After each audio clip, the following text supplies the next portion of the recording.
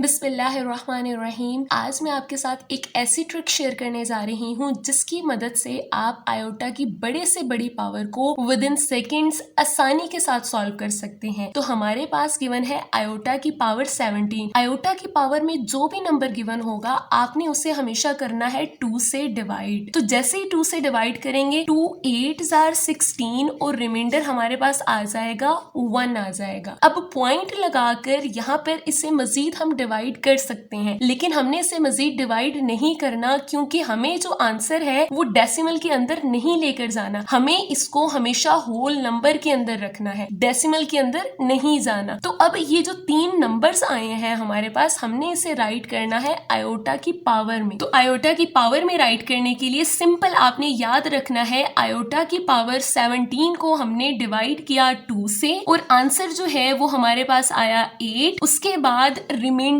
को आपने हमेशा अलग से राइट करना है, मल्टीप्लाई आयोटा। रिमाइंडर क्या आया था हमारे पास 1, तो इस रिमाइंडर को आप हमेशा सेपरेट राइट करेंगे। नेक्स्ट आयोटा स्क्वायर की वैल्यू को पुट करेंगे जो कि होती है -1। -1 की पावर 8 मल्टीप्लाई आयोटा, और -1 की पावर जो 8 है इजीली आप कैलकुलेटर से कैलकुलेट कर सकते हैं और आंसर आपको मिलेगा प्लस का 1 मल्टीप्लाई आयोटा। जब 1 आयोटा से मल्टीप्लाई होगा और आंसर आपको क्या देगा, आयोटा देगा।